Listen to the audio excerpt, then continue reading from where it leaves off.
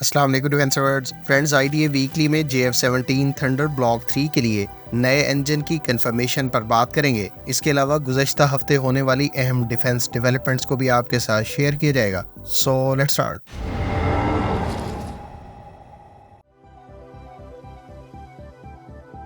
Friends, Pakistan aeronautical complex Kamra نے اپنے JF-17 thunder block 3 طیارے کو پہلی مرتبہ اس سال نومبر میں ہونے والے دبئی ایئر شو میں اسٹیٹکلی ڈسپلے کیا۔ اس ایئر شو کے دوران جہاں مختلف ویپنز اور ایسل پارٹ کو JF-17 تھنڈر بلاک 3 کے ساتھ ڈسپلے کیا گیا، وہیں اس طیارے سے متعلق منظر عام پر آنے والی تصویر میں اسے رشین ساختہ RD-93MA انجن کے ساتھ دیکھا گیا ہے، جو اس بات کی ایک لحاظ سے کنفرمیشن ہے کہ JF-17 تھنڈر کے بلاک 3 ویریئنٹ پر رشین ساختہ RD-93 انجن کا اپ گریڈڈ ورژن یعنی RD-93MA استعمال کیا جا رہا ہے۔ 8 جولائی 2020 کو روس کی یونائٹڈ انجن کارپوریشن یعنی UEC نے کہا تھا کہ اس کی ایک سبسیڈری نے RD-93MA کی ٹیسٹنگ کا آغاز کر دیا ہے۔ روسی ساختہ RD-93 پہلے ہی پاک فضائیہ کے زیر استعمال بڑی تعداد میں JF-17 کے ابتدائی بلاک 1 اور بلاک 2 کے علاوہ ڈیول سیٹ ورژنز پر استعمال کیا جا رہا ہے۔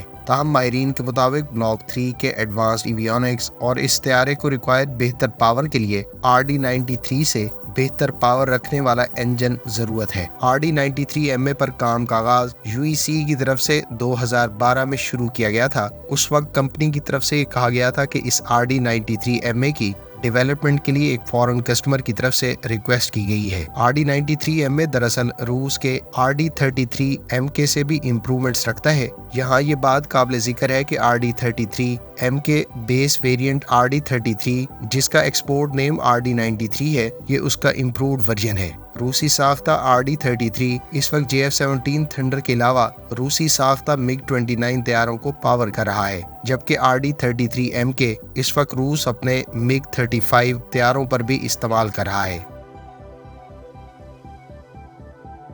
RD-93MA جہاں گزشتہ ورژن کے 84.3 کلو نیوٹن سے بہتر 91.2 کلو نیوٹن تھرسٹ جنریٹ کرتا ہے، وہیں اس انجن میں full authority digital engine control system, longer time between overhaul اور بہتر انجن لائف سپین کا دعویٰ کیا گیا ہے۔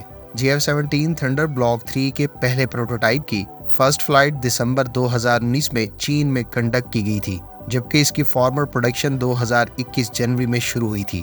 اس وقت RD-93MA ٹیسٹنگ کے فیز سے گزر رہا تھا، لہٰذا تھنڈر بلاک 3 کے ابتدائی یونٹس یعنی ایٹ لیسٹ فرسٹ اسکواڈرن کو پہلے والے انجن سے ہی پاورڈ کیا گیا تھا۔ ممکنہ طور پر یہ انجن اب سے کچھ عرصہ پہلے دستیاب ہو گیا تھا، لہٰذا اس سے اب نئے یونٹس کے بلاک 3 طیاروں کو پاورڈ کیا گیا ہے۔ JF-17 تھنڈر بلاک 3 کو نئے انجن سے پاورڈ کیے جانے کے بعد دبئی ایئر شو میں بھیجنا بھی اس بات کی ایک لحاظ سے تصدیق کرتی ہے کہ JF-17 تھنڈر بلاک 3 جسے ایکسپورٹ کسٹمرز کے لیے آفر کیا جا رہا ہے، اسے نئے انجن کے ساتھ ہی نئے کسٹمرز کو پرووائڈ کیا جائے گا۔ آپ کی اس تمام تر ڈیولپمنٹ اور JF-17 تھنڈر بلاک 3 کے لیے نئے انجن سے متعلق کیا اوپینین ہے، کمنٹ باکس میں اپنی اوپینین کا اظہار ضرور کریں۔ فرینڈز، ترک انجن انڈسٹریز کے جنرل مینیجر محمد فاروق نے اپنے ریسنٹ انٹرویو میں کہا ہے کہ ترک کمپنی TF-10000 انجن کی ڈیولپمنٹ کے دوران حاصل ہونے والے تجربات اور اس انجن کی ڈیولپمنٹ میں یوز کی جانے والی ٹیکنالوجیز کو نیشنل کامبیٹ ایئر کرافٹ یعنی خان کے انجن میں استعمال کرے گی۔ ان کا مزید کہنا تھا کہ ترکی کا لوکل انجن جو خان ایئر کرافٹ کے لیے تیار کیا جائے گا وہ اس کلاس کا دنیا کا دوسرا بڑا انجن ہوگا۔ فرینڈز، ترکی اس وقت اپنے خان ایئر کرافٹ کے ابتدائی 6 پروٹوٹائپ طیاروں اور اس کے بعد اس طیارے کے بلاک 1 میں امریکی ساختہ انجنز کے استعمال کا منصوبہ رکھتا ہے، جبکہ اس کے فیوچر بلاک جو 2030 کے بعد دستیاب ہوں گے اس میں مقامی انجن کا استعمال کیا جانا ہے۔ اگر ترک انجن انڈسٹریز کے TF-10000 کی بات کریں تو اس کو خاص طور پر قزل علمہ انمینڈ کامبیٹ ایئر کرافٹ کے لیے ڈیولپ کیا جا رہا ہے۔ یہ انجن 44 کلو نیوٹن تھرسٹ جنریٹ کرے گا، جبکہ ترکی اس انجن کو قزل علمہ کے دوسرے ویریئنٹ میں یوز کرنے کا پلان کیے ہوئے ہے۔ خیال رہے کہ خان ایئر کرافٹ جس میں اب آفیشلی پاکستان اور آذربائیجان بھی شامل ہے، اس طیارے کے پہلے پروٹوٹائپ کی فرسٹ فلائٹ اس سال کے دسمبر کے آخر میں متوقع ہے۔ اس حوالے سے ترک ایروسپیس انڈسٹریز کے آفیشلز نے حال ہی میں تصدیق کی ہے کہ ہم اس ٹائم لائن کو میٹ کرنے کی طرف کامیابی سے گامزن ہیں۔ فرینڈز، اگر آپ ترکی کے Kaan 5th generation combat aircraft اور اس میں پاکستان کی شمولیت کے بارے میں تفصیلات جاننا چاہتے ہیں تو اس ٹاپک پر ڈیٹیل ویڈیو کا لنک آپ کو اینڈ اسکرین پر مل جائے گا۔ ایران کی ایک ایروسپیس اینڈ سائنس یونیورسٹی نے نیا جیٹ پاورڈ کیمیکازی ڈرون متعارف کرایا ہے۔ شہید 238 نامی اس کامیکازی ڈرون کو پہلی مرتبہ پبلک کیا گیا ہے۔ یہ ڈرون بظاہر شہید 136 کا جیٹ پاورڈ ورژن لگتا ہے۔ شہید 236 کی ٹیکنیکل اسپیسیفکیشن تو جاری نہیں کی گئی، جبکہ جیٹ انجن کے استعمال سے یقینی طور پر اس کی رینج تو کم ہو گئی ہوگی، لیکن سپیڈ میں گزشتہ ورژن سے کافی بہتری آئی ہے۔ اس کی گائیڈنس میں بھی بہتری لاتے ہوئے سیٹلائٹ گائیڈنس اور ریڈار گائیڈڈ ورژن کے علاوہ انفراریڈ گائیڈڈ ویریئنٹس بھی یونیورسٹی کی جانب سے اس موقع پر ڈسپلے کیے گئے۔ ایران کے شہید 136 کامیکازی ڈرون کو حالیہ کچھ عرصے میں خاصی مقبولیت حاصل ہوئی ہے اور اس ڈرون کو ایران کی جانب سے مبینہ طور پر روس کو بھی فروخت کیا جا چکا ہے اور روس کی جانب سے اس کامیکازی UAV کو یوکرین میں ایگریسولی استعمال بھی کیا جا چکا ہے۔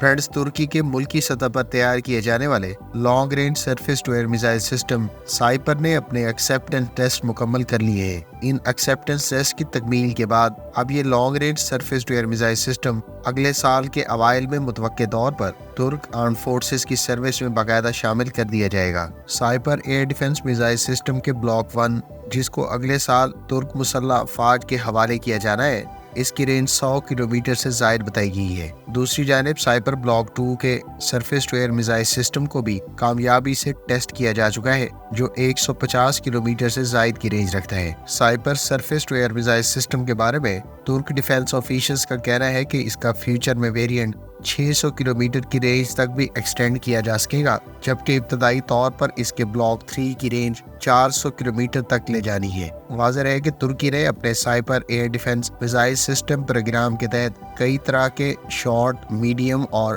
Long range surface to air missile systems programme شروع کر رکھے ہیں، جن میں سے بہت سے مکمل ہو چکے ہیں اور کچھ انڈر ڈیولپمنٹ ہیں۔ ترکی اب ان surface to air missile system کے ابتدائی ویریئنٹس کو نیول شپس میں بھی مستقبل میں انٹیگریٹ کرنے کا منصوبہ رکھتا ہے۔ فرینڈز، برطانیہ کے وزیر دفاع نے گزشتہ روز ترکی کا سرکاری دورہ کیا ہے۔ اس دورے کے دوران انہوں نے ترک وزیر دفاع کے ساتھ ملاقات کی اور باہم دلچسپی کے امور پر تبادلہ خیال کیا۔ ترک میڈیا رپورٹس کے مطابق دونوں وزرائے دفاع کے درمیان موجودہ دفاعی تعاون، جس میں نیشنل کامبیٹ ایئر کرافٹ یعنی خان کی ڈیولپمنٹ سے متعلق کوآپریشن کے علاوہ یورو فائٹر ٹائفون کی ترکی کی جانب سے ایکوزیشن پر بات چیت کی گئی۔ واضح ہے کہ برطانوی کمپنیاں ترکی کے Kaan 5th generation combat aircraft پر ترکی سے تعاون کر رہی ہیں، جبکہ ترکی کی جانب سے ریسنٹلی یورو فائٹر ٹائفون کی ایکوزیشن کا فیصلہ کیا گیا ہے، جسے برطانیہ کی جانب سے ابتدائی طور پر ایکسیپٹ کرتے ہوئے اس بارے میں دیگر کنسورشیم کے ممالک کو رضامند کرنے کے لیے کوششیں جاری ہیں۔ ترکی کی طرف سے ٹوٹل 40 یورو فائٹر ٹائفون کی ایکوزیشن کا فیصلہ کیا گیا ہے اور یہ 40 fighter aircraft tranche 4 standard کے ہوں گے۔ تاہم برطانیہ اور دیگر کنسورشیم کے ممالک کو جرمنی کی جانب سے اس بارے میں ریزسٹنس کا سامنا ہے۔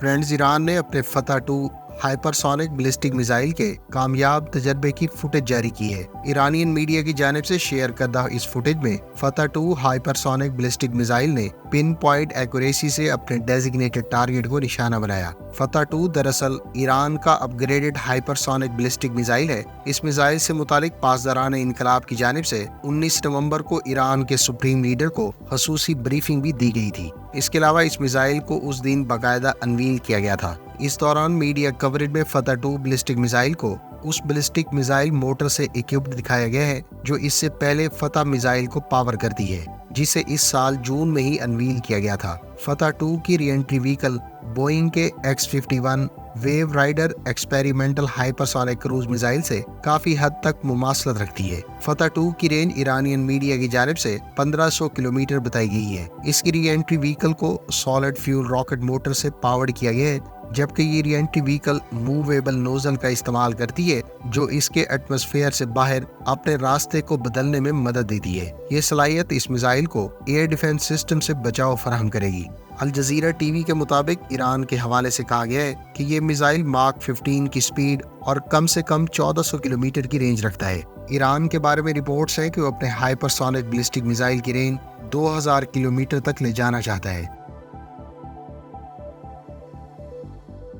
کینیڈا کی طرف سے امریکہ سے $3 ارب سے زائد مالیت کے MQ-9 ڈرونز کی ایکوزیشن کا فیصلہ ملتوی کر دیا گیا ہے۔ کینیڈا نے 2025 سے 28 کے درمیان $3.6 ارب کی لاگت سے امریکی ساختہ MQ-9 ڈرونز ایکوائر کرنے کا ابتدائی طور پر فیصلہ کیا تھا، تاہم اس کے ان ڈرونز کو آرکٹک ریجن میں ڈپلائے کرنے کے حوالے سے اس ڈرون کو درکار ایڈیشنل ڈیولپمنٹ ورک کو لے کر اس منصوبے کو ملتوی کر دیا گیا ہے۔ میڈیا رپورٹس کے مطابق کینیڈین ساختہ electro optical and infrared sensor کے اس ڈرون کے ساتھ انٹیگریشن ورک کو بھی اس سلسلے کی ایک اہم ڈیولپمنٹ بتایا گیا ہے۔ کینیڈا کے لیے ان ڈرونز کے ساتھ ویسکیم کے MX-20 electro optical and infrared sensor کی پلیٹ فارم کے ساتھ انٹیگریشن اور استعمال پر کام کیا جا رہا ہے۔ تاہم میڈیا رپورٹس کا کہنا ہے کہ کینیڈا کی جانب سے اس ڈرون کی ایکوزیشن کو ملتوی کیے جانے کے باوجود اس سال کے آخر تک کینیڈا اور امریکہ کے درمیان اس بارے میں باقاعدہ کانٹریکٹ سائن کر دیا جائے گا۔ فرینڈز، ازبکستان کے صدر نے مسلح افواج کے ڈرون فلیٹ کا معائنہ کرتے ہوئے ازبکستان کے آرمڈ فورسز کے بڑھتے ڈرون فلیٹ اور اس کی ریڈینس کو سراہا ہے۔ ازبک صدر کے دورے کے دوران اس موقع پر جہاں ترک ساختہ TB2 ڈرونز کو دیکھا گیا ہے، وہیں چائنیز ساختہ ونگ لانگ 1 ڈرون بھی ازبک آرمڈ فورسز کی سروس میں دیکھے گئے ہیں۔ ازبکستان کے بارے میں ابھی تک یہ واضح نہیں کہ وہ ان دونوں اقسام کے ٹوٹل کتنے ڈرونز ایکوائر کر چکا ہے، تاہم یہ پہلی مرتبہ ہے کہ ازبکستان کے آرمڈ فورسز میں چائنیز ساختہ ڈرونز کی موجودگی آفیشلی سطح پر ایک اعتبار سے تصدیق کی گئی ہے۔ اس موقع پر مقامی لوچن انمینڈ ایریل وہیکل کی بھی پریزنٹیشن دکھائی گئی ہے جسے ازبکستان میں مقامی سطح پر پروڈیوس کیا جائے گا۔ خیال رہے کہ ازبکستان سمیت دیگر 3 ممالک بھی ترک ساختہ ڈرونز استعمال کرتے ہیں اور حالیہ کچھ عرصے میں ان سینٹرل ایشین کنٹریز میں ترک ڈیفنس انڈسٹریز کی مقبولیت اور مختلف نوعیت کے ایکوزیشنز اور سسٹمز کی ان آرمڈ فورسز کی جانب سے ایکوائر کیے جانے میں تیزی دیکھنے کو ملی ہے۔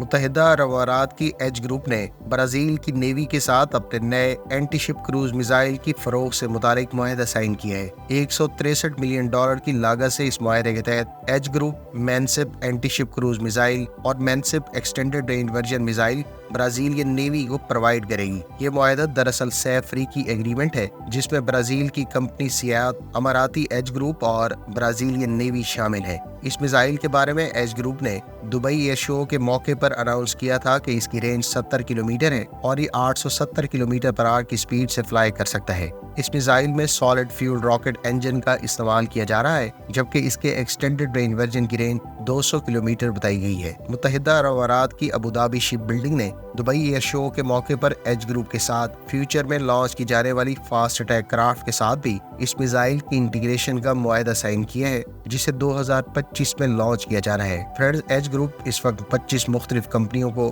UAE میں آپریٹ کرتی ہے اور اس کمپنی کی جانب سے حالیہ دبئی ایئر شو کے موقع پر 11 نئے ویپن سسٹمز متعارف کرائے گئے تھے۔ اس میں مینسپ اینٹی شپ کروز میزائل بھی شامل تھا، جس میں یقینی طور پر اسے برازیلین مدد بھی حاصل ہے۔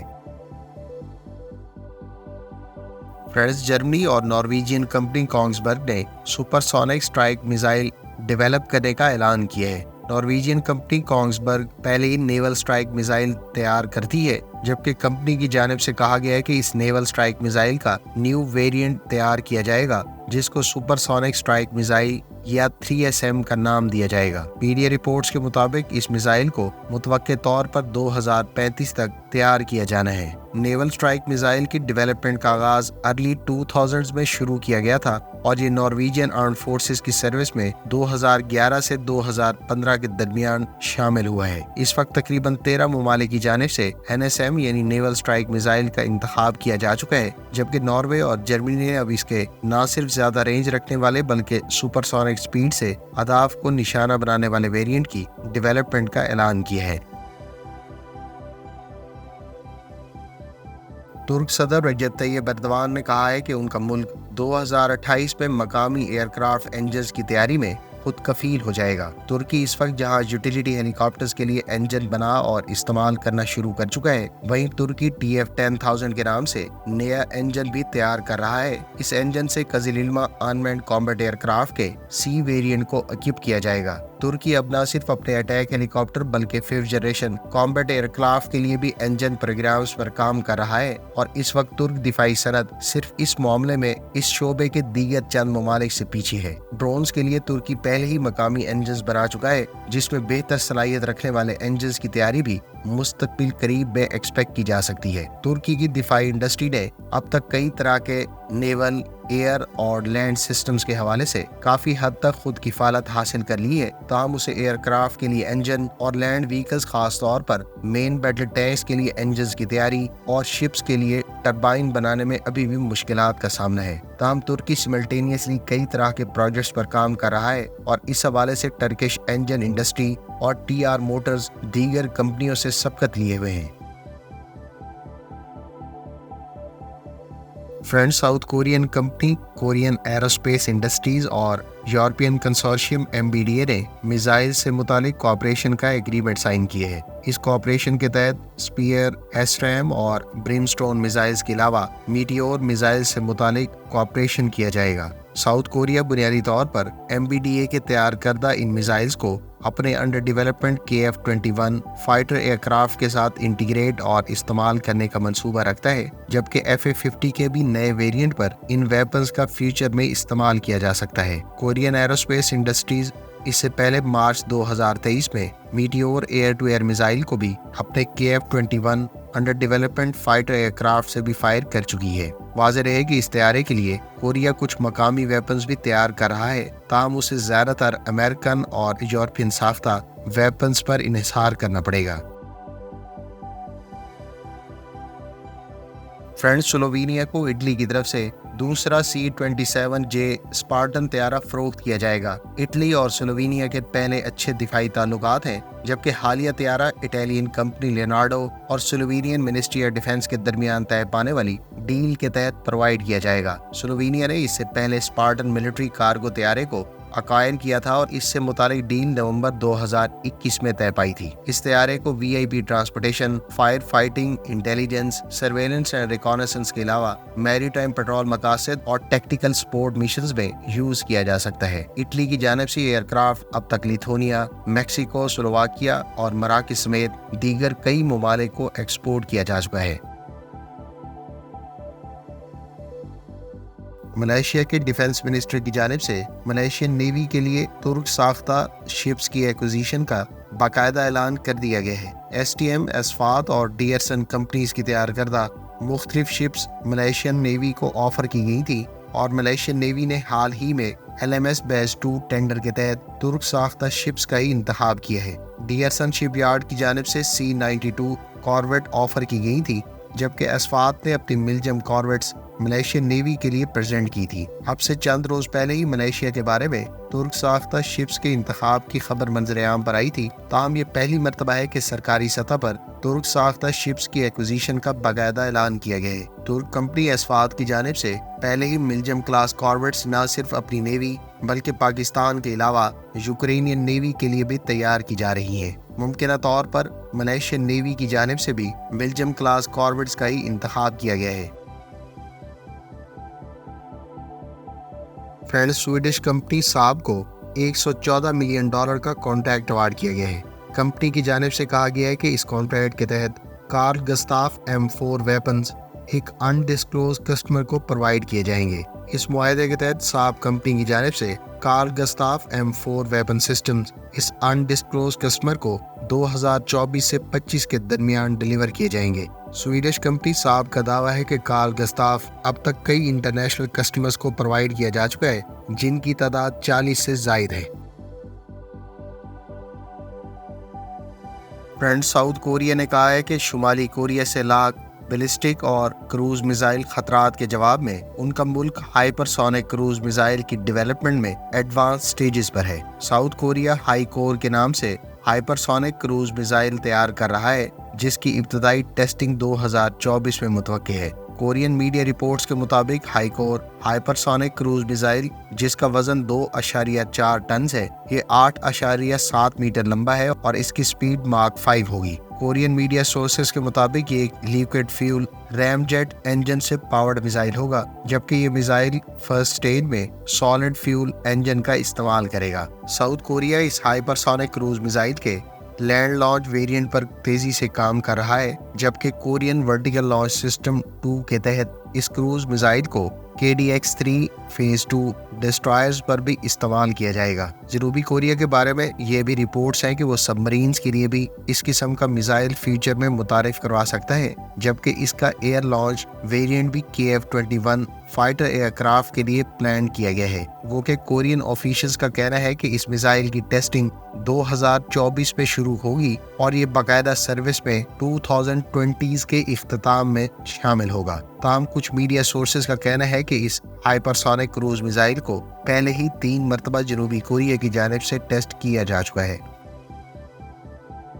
फ्रेंड्स, उम्मीद है इस वीडियो से आपको हफ्तावार अहम डिफेंस डेवलपमेंट से मुतालिक बहुत कुछ जानने का मौका मिला होगा। कमेंट बॉक्स में इस नए सिलसिले के बारे में अपनी राय से जरूर आगाह करें। मिलते हैं नेक्स्ट वीडियो के साथ। अपनी दुआओं में याद रखिएगा। अल्लाह हाफिज। पाकिस्तान जिंदाबाद।